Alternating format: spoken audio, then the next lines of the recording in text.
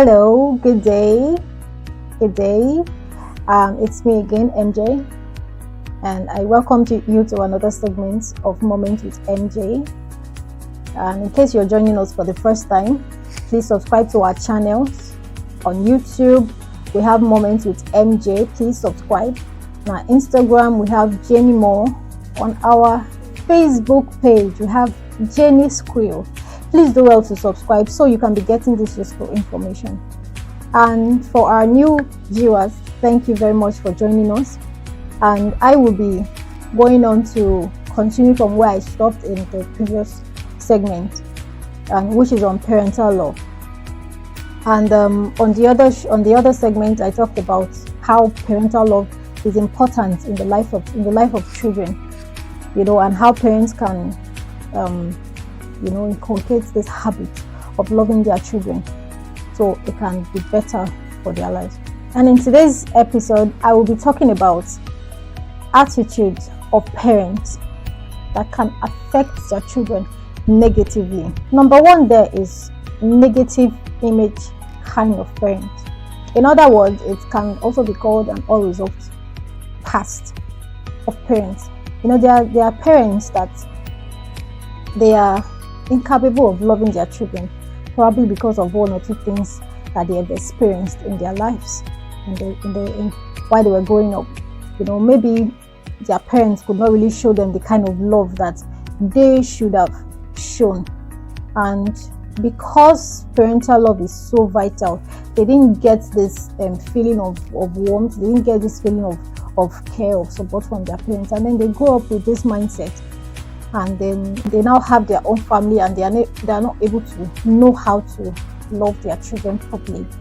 They are kind of parents like it's not their fault. It's not their fault. It's unresolved past, unresolved trauma. Certain things that was not able to make them to be the best of themselves. And number two, we have no time, only money kind of parents. Believe me or not, there are parents that they know how to spoil their children. They have money, they have the resources to take care of their children, to spoil their children, in other words. So they entice their children, they make up for their lapses through money, through giftings. So you see parents that all they know how to do is to buy gifts, is to send money to their children, and then they don't see it as necessary to stay with their children. I've come across some parents that while in school, then some of my classmates then that they were not. I never saw their parents for when they're coming to pick them from school. It's always either their nannies or probably a neighbor that is always coming to pick them, and all of that. And yeah, quite all right. You may think that, okay, you may say that their parents may probably be working on all of that, but I just felt that there is this kind of feeling that comes, at least from time to time. Come pick your children by yourself, from time to time, and all of that. That is not even what I'm talking about. There are some parents that they don't have time to spend with their children at home. They just equate their attention to that of something else. They spoil their children with toys, with lots of things. So when these children are growing up, they never feel the presence of their parents. In any aspect of their lives, they never feel the presence of their parents. They feel like, oh, it's money that they will send to me. Thirdly, we have marital and other issues kind of parents. There are some parents that they are going through a lot of marital issues. You see a home that is not even filled with joy. There is no happiness. Every time the parents are arguing, they are quarreling, they are fighting. And then don't forget that children learn a lot. Like, they learn a lot. They notice, they pick up every single detail, every single thing. I remember home is the first school of a child. So whatever the child is learning from the home is seen from his or her parents. It is the same thing that will go up with the child. It's the same mentality the child is going to have while growing up. So if a child is always seeing his parents fighting, arguing, they are never compatible, they are never living right, there's a tendency that these children will grow up as having that mentality that, oh, a home is not meant to be peaceful. So because they have seen their parents always arguing, always fighting, they are not used to peace. So that's why you see some mature adults getting into marriage and they have anger issues. They are not able to control their emotions. They are not able to even act well around their spouses. So it's because of how probably they were raised. Probably God allowed you to face those situations so that you can be better. You can be a better mom, a better dad when you have your own family eventually. So don't allow your children to experience the negative things that you experienced while you were growing up. You have to turn every disadvantage to an advantage for yourself. That makes you a human being with a sense of reasoning.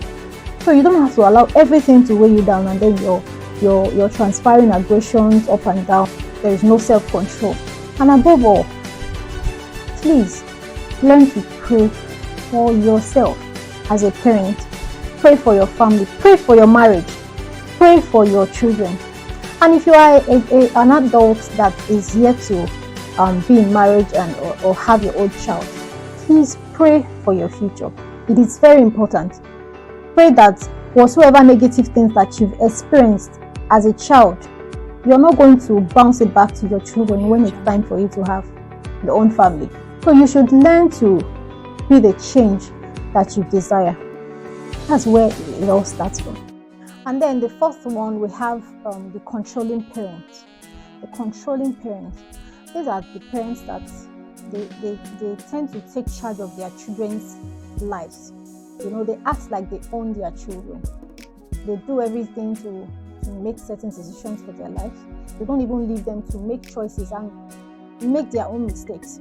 They don't allow them to make mistakes. They feel that because they are making decisions, choices for their children, then they can't. Them, on the other hand, the children, they can't make mistakes because them as parents, they are doing it right. So there is no harm in allowing your child to make his or her own mistake. There is nobody that is a perfect person. We all learn from our mistakes. So as a child is growing up and making mistakes, he or she will be able to learn from it, and then next time certain things will not repeat itself, and he or she will be able to know the difference between right and wrong. So whether you like it or not, there is no how you can prevent a child from making a mistake in life. So you should allow your children to make choices, give them options, and then watch them, guide them. I'm not saying you should allow them to do everything on their own, without having them being monitored. But when you do so, make sure that it's not at the expense of controlling them. So don't be a controlling parent. Allow your children to grow in the normal way.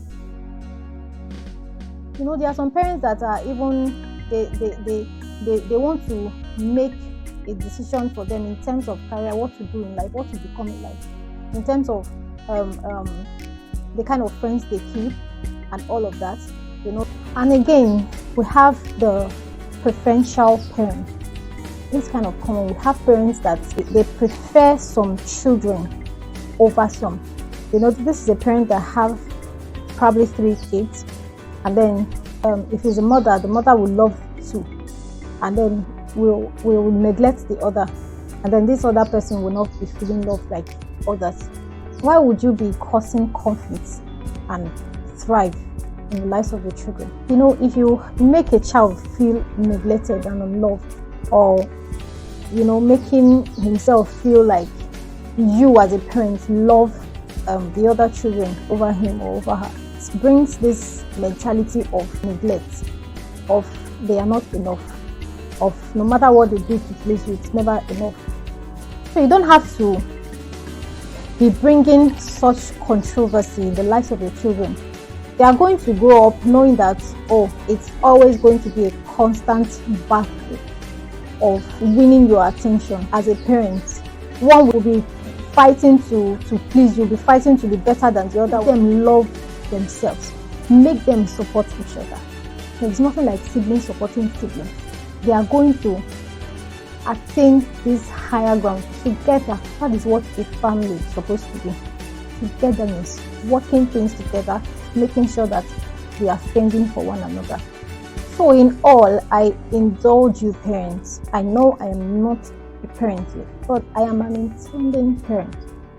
So even as I am learning, I am seeing, I am able to share some things that I've seen.